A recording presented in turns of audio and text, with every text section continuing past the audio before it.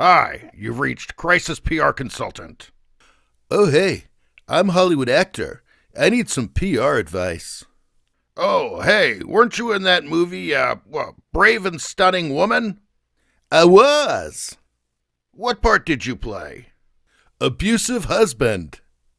That's right. Wasn't your character beaten to death and then incinerated by vigilante lesbians? Yeah, that was an important part of Brave and Stunning Woman's character development. Because it gave her the freedom to get her groove back during menopause. Exactly. Great writing. Great writing. So anyway, you need some advice to keep yourself from getting blacklisted, right? Yeah, so can I tweet anything about politics? I'm gonna give you a Hollywood secret right now. You can praise Biden or any other Democrat. Even throw in some communist dictators. That's fine. But what if I disagree with them? Excuse me? I mean, not that I ever would. Of course, I never would. Now you've got it. Now why don't you go pick up an 8-ball and some hookers? Meet me here in an hour. Man, I love Hollywood.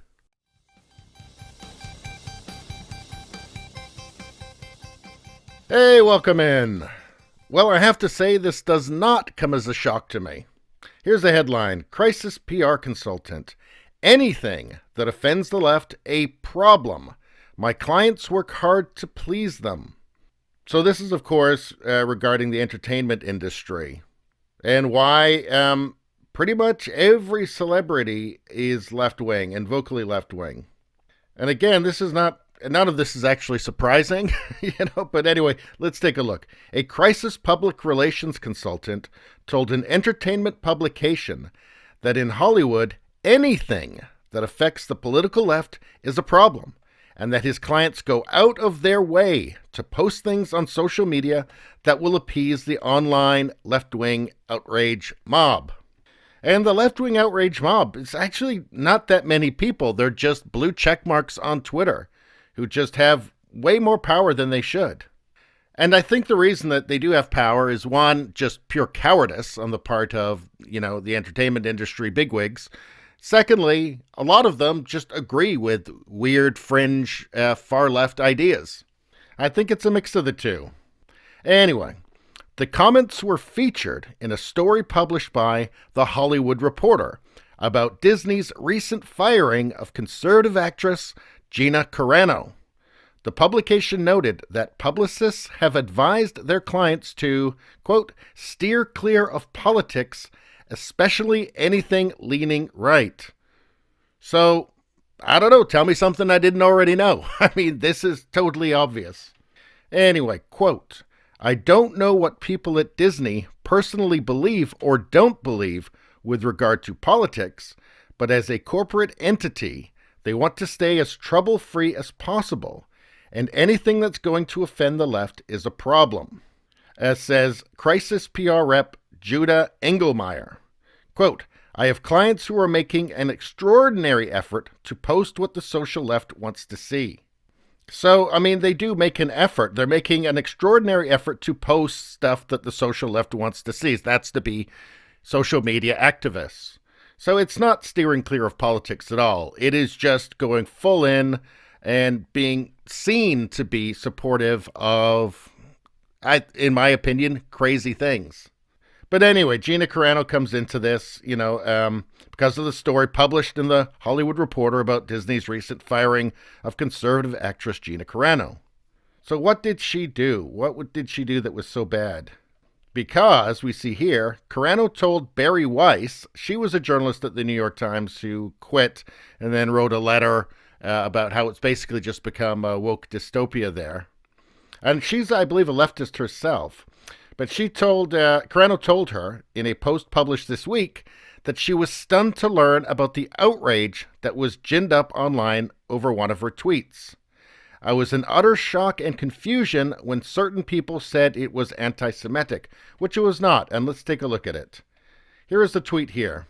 She tweeted this picture here this is from Nazi Germany in the 30s. Jews were beaten in the streets, not by Nazi soldiers, but by their neighbors, even by children. Quote, because history is edited, Most people today don't realize that to get to the point where Nazi soldiers could easily round up thousands of Jews, the government first made their own neighbors hate them simply for being Jews. How is that any different from hating someone for their political views? She's not comparing Trump supporters to what happened in Germany in the 30s. She's saying that in order to get people to do horrible things, you have to make them hate the other. Let's take a look at what an MSNBC anchor casually suggests, in regards to Trump supporters. MSNBC's Nicole Wallace appeared on a panel on the network to propose that the U.S. government use drone strikes against American citizens to root out what she calls domestic terrorism. Okay, who are the domestic terrorists? Well, those are Trump supporters, of course. There is until the end of April a persistent threat of domestic extremism, domestic terrorism, carried out in the ideology and around this belief that the election was fraudulent, that the COVID restrictions are unnecessary, all of those pushed ideologies by Donald Trump. She continues, we had a policy and it was very controversial. It was carried out under the Bush years and under the Obama years, attacking terrorism at its root, of going after and killing, in the case of Anwar al-Awlaki, an American, with a drone strike for the crime of inciting violence. Wallace went on to suggest. So that's not insane, right? That's not insane. That's not demonizing. That's not demonizing, is it?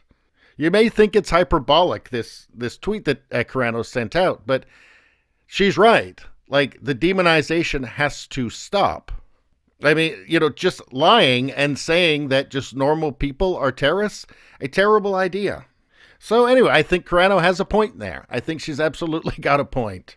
All things considered. Anyway, that's all I got to say about that. Please subscribe, like, and share. That really helps me out. If you just like to listen, there's the podcast Radio Baloney. It's on pretty much every platform. If you look for it, you will find it. Thank you very much. I'll see you next time.